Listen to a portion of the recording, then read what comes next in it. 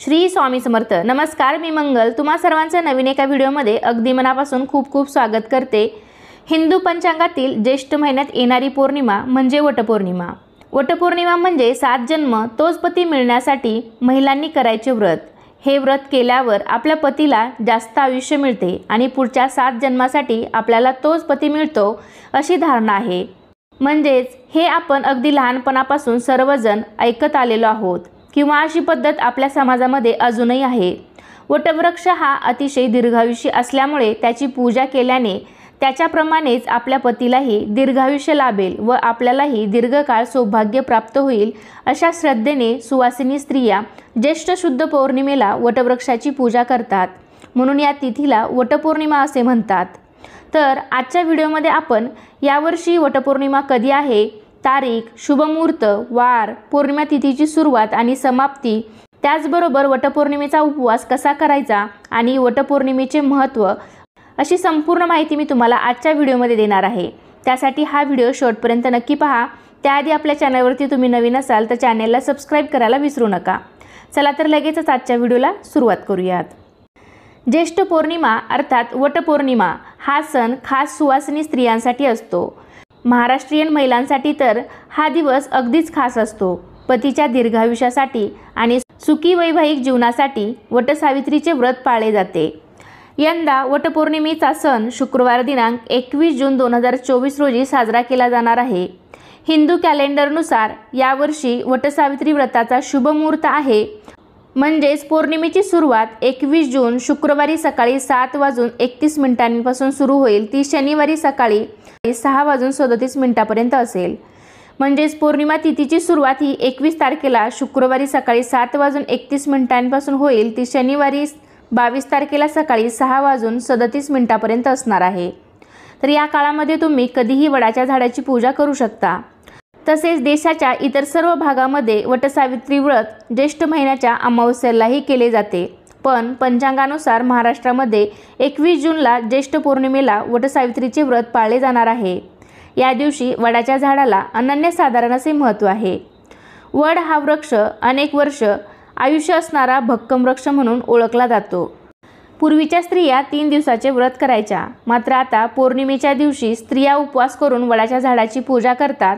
म्हणजे खरं तर ज्येष्ठ शुद्ध त्रयोदशीपासून पौर्णिमेपर्यंत हे व्रत करायचे असते। 3 रात्र व्रत करावे असे सांगितले गेले आहे। तर 3 दिवस व्रत करणे किंवा उपवास करणे अशक्य असल्यास फक्त पौर्णिमेलाच उपवास करावा। या दिवशी स्त्रिया वटवृक्षाची पूजा करून मला व माझ्या पतीला आरोग्यसंपन्न आयुष्य लाभू दे, तसेच धनधान्य, मुलं बाळ, संसाराचा विस्तार होऊन भरभराटी येऊ दे असे वटपौर्णिमेला गाराणे घालतात। सनातन धर्मात अनेक विवाहित स्त्रिया आपल्या पतीच्या दीर्घायुष्यासाठी ज्येष्ठ महिन्यातील पौर्णिमेला वटसावित्री व्रत पाळतात। या दिवशी आपल्या पतीच्या दीर्घायुष्यासाठी आणि सुखी संसारासाठी दिवसभर निर्जळ उपवास करतात आणि मग वडाची पूजा करून 7 जन्मासाठी हाच नवरा मिळावा अशी प्रार्थना करतात।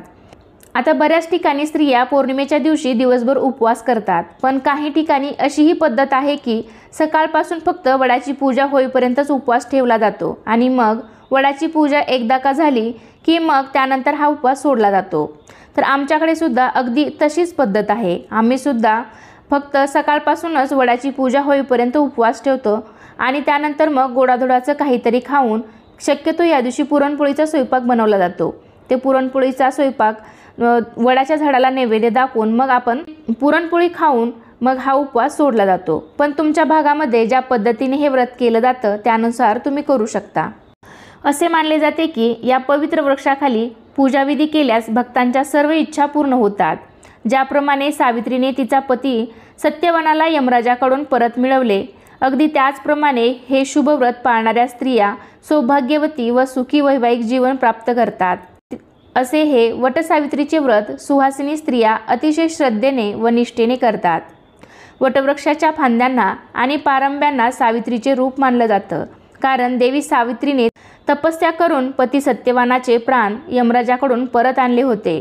वटपौर्णिमेचे महत्त्व: पतीच्या दीर्घायुष्यासाठी पत्नी वटसावित्रीचे व्रत ठेवते। धार्मिक मान्यतेनुसार हे व्रत केल्याने पत्नीच्या सर्व अडचणी दूर होतात। वटसावित्रीच्या आख्यायिकेनुसार या व्रताच्या प्रभावामुळे सावित्री देवीचा पती सत्यवानाला मृत्यूची देवता यमराजाने जीवनदान दिले। याशिवाय हे व्रत ठेवल्याने वैवाहिक जीवनात येणाऱ्या समस्यापासूनही सुटका मिळते। वटवृक्षाच्या खोडामध्ये विष्णू, मुळामध्ये ब्रह्मा आणि फांद्यामध्ये शिव विराजमान आहेत।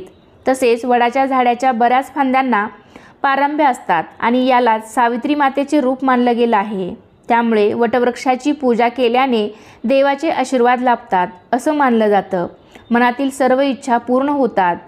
संतान प्राप्तीसाठी देखील अनेक महिला या दिवशी वडाच्या झाडाची पूजा करतात। वडाच्या झाडाचे आयुष्य हे अखंड असते। ज्येष्ठ महिन्यातील पौर्णिमा तिथीला वटवृक्षाच्या सावलीत देवी सावित्रीने आपल्या पतीला पुनर्जीवन मिळवून दिले होते। या दिवसापासून वटवृक्षाची पूजा केली जाऊ लागली। थोडक्यात सांगायचं झालं तर वटपौर्णिमेच्या दिवशी सौभाग्यवती स्त्रिया वटपौर्णिमेचा उपवास करतात, वटवृक्षाची पूजा करतात, एकमेकींना वाण देतात, त्यानंतर सावित्रीची कथा ऐकतात, आपल्या पतीला दीर्घायुष्य लाभावे यासाठी हे व्रत करतात आणि वडाची पूजा केल्यानंतर 7 जन्मासाठी हाच नवरा मिळावा अशी प्रार्थना करतात। तर अशा प्रकारे वटपौर्णिमेचे व्रत हे केलं जातं। तर वडाची पूजा अगदी योग्य पद्धतीने कशी करायची याचा देखील व्हिडिओ मी लवकरच आपल्या चॅनलवरती अपलोड करणार आहे। त्यासाठी तुम्ही अजूनही चॅनलला सबस्क्राईब केलं नसेल, चॅनलवरती नवीन असाल तर चॅनलला सबस्क्राईब करून ठेवा, जेणेकरून तो व्हिडिओसुद्धा तुम्हाला पाहता येईल। असे हे वटपौर्णिमेचं व्रत केल्याने वैवाहिक जीवनात येणाऱ्या अडचणीपासून सुटका मिळते आणि हे व्रत पावित्र्यतेचे प्रतीक आहे आणि यामुळे पती पत्नीच्या नात्यामध्ये गोडवा निर्माण होतो। तर अशा प्रकारे आजच्या व्हिडिओमध्ये मी तुम्हाला वटपौर्णिमेबद्दल बरीच माहिती देण्याचा प्रयत्न केला आहे। तर कसा वाटला तुम्हाला आजचा व्हिडिओ नक्कीच मला कमेंटद्वारे सांगा। हा व्हिडिओ आवडला असेल तर व्हिडिओला लाईक करा, जास्तीत जास्त लोकांपर्यंत शेअर करायला विसरू नका। चला तर मग पुन्हा भेटूया अशाच एका छानशा आणि माहितीपूर्ण व्हिडिओमध्ये। तोपर्यंत धन्यवाद। श्री स्वामी समर्थ।